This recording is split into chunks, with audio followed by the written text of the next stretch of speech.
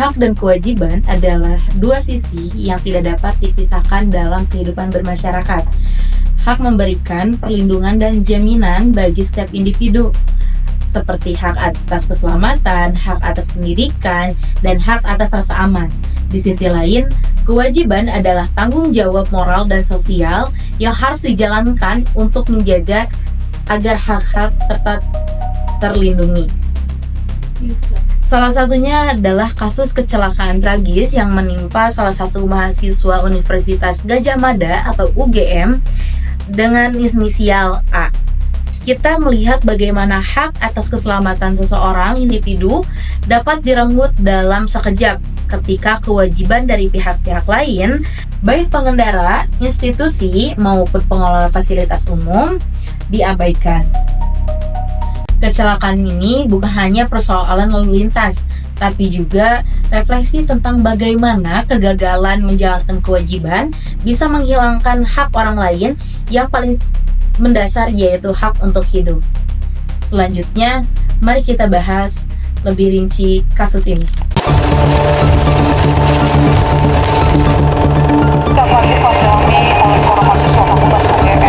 Kecelakaan di Simpang 3 Palagan Tentara Pelajar Sleman. Mahasiswa Fakultas Hukum UGM bernama korban tewas dalam kecelakaan maut. Korban dan pengemudi yang menabrak sama-sama mahasiswa UGM.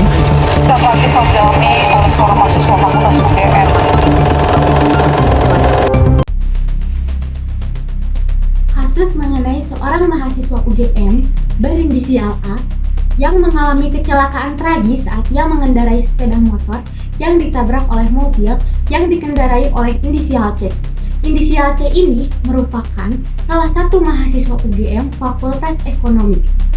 Awal mula kecelakaan ini terjadi pada malam hari 24 Mei 2025 di persimpangan Jalan Yogyakarta. Korban berinisial A yang sedang mengendarai sepeda motor berusaha memutar balik di simpang 3 Dusun Sedan. Kemudian mobil yang dikendarai oleh inisial C yang melaju kencang dari arah belakang yang tidak sempat mengerem, kemudian menabrak inisial A dengan keras.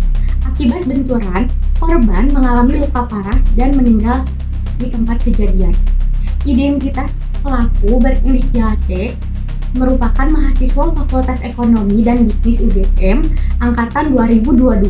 Ia merupakan seorang yang aktif di berbagai organisasi kemahasiswaan yang memiliki latar belakang keluarga yang sangat berpengaruh. Kematian ini memicu gerakan solidaritas di media sosial dengan berbagai tagar. Publik merasa kecewa ketika inisial C tidak ditahan setelah kecelakaan, karena hasil tes urin membuktikan bahwa ia tidak berada di bawah pengaruh alkohol dan juga narkotika. Banyak warganet menilai bahwa ada ketidakadilan dalam penegasan hukum, terutama karena latar belakang keluarga pelaku. Selanjutnya, pada tanggal 27 Mei 2025, inisial C ditetapkan sebagai tersangka oleh pihak kepolisian. Kasus ini diharapkan dapat berjalan transparan dan juga adil tanpa intervensi dari pihak manapun. Dan keluarga berinisial A berharap agar keadilan ditegakkan dan proses hukum dilanjutkan hingga tuntas.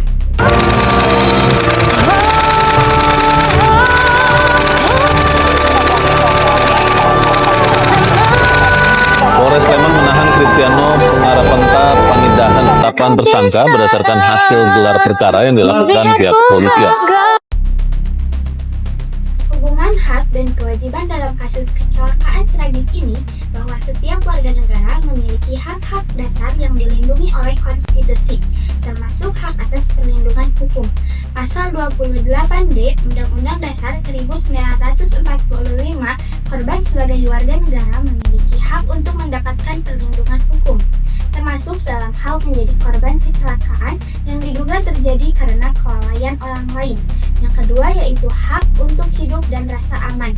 Pasal 28A Undang-Undang Dasar 1945, hak hidup adalah hak asasi yang paling mendasar. Dalam kasus ini, hak hidup korban direnggut akibat tindakan tidak bertanggung jawab pengemudi mobil. Yang kedua yaitu kewajiban pelaku dan aparat penegak hukum tidak menjalankan sepenuhnya secara transparan, sehingga menimbulkan ketidakpercayaan publik. Yang ketiga yaitu ketimpangan ini memunculkan protes sosial dalam bentuk kampanye yang menuntut pemenuhan hak dan penegakan kewajiban semua pihak yang terlihat. Yang ketiga, hak keluarga korban atas keadilan. Keluarga korban berhak atas proses hukum yang adil, transparan, dan tidak ditutupi oleh praktik damai yang merugikan substansial. Nah, di sini ada kewajiban sebagai warga negara. Nah, setiap warga negara juga tidak hanya memiliki hak, tetapi juga memiliki kewajiban hukum dan moral yang harus ditaati. Antaranya, kewajiban mematuhi hukum dan peraturan lalu lintas pada Undang-Undang Lalu Lintas dan Angkutan Jalan. Pengemudi memiliki kewajiban untuk mengemudi dengan hati-hati dan tidak membahayakan nyawa orang lain. Dalam kasus ini, kelalaian berkendara melanggar kewajiban tersebut. Yang kedua yaitu kewajiban melaporkan dan bertanggung jawab atas kecelakaan. Setelah kejadian, pelaku wajib memberikan pertolongan dan melaporkan kejadian kepada pihak berwajib, bukan justru meninggalkan lokasi atau berusaha menghilangkan bukti. Yang ketiga yaitu kewajiban negara menjamin keadilan bagi korban. Negara berkewajiban menegakkan hukum secara adil tanpa pandang bulu agar kepercayaan masyarakat terhadap sistem hukum tetap terjaga. Nah, adapun ketimpangan antara hak dan kewajiban dalam kasus ini, terlihat adanya ketimpangan antara hak korban dan kewajiban pelaku maupun negara. Misalnya, hak korban atas hidup dan keadilan tidak terpenuhi karena adanya dugaan rekayasa dan tekanan penyelesaian damai. Partisipasi aktif masyarakat dalam mengawal penegakan hukum adalah esensial. Seperti kasus korban berinisial A, menunjukkan bagaimana desakan publik dapat menjadi katalisator bagi proses keadilan. Pentingnya literasi hukum dan kesadaran akan hak-hak kewajiban di kalangan warga negara agar mereka dapat berpartisipasi secara konstruktif dalam sistem hukum dan mengidentifikasi potensi ketidakadilan.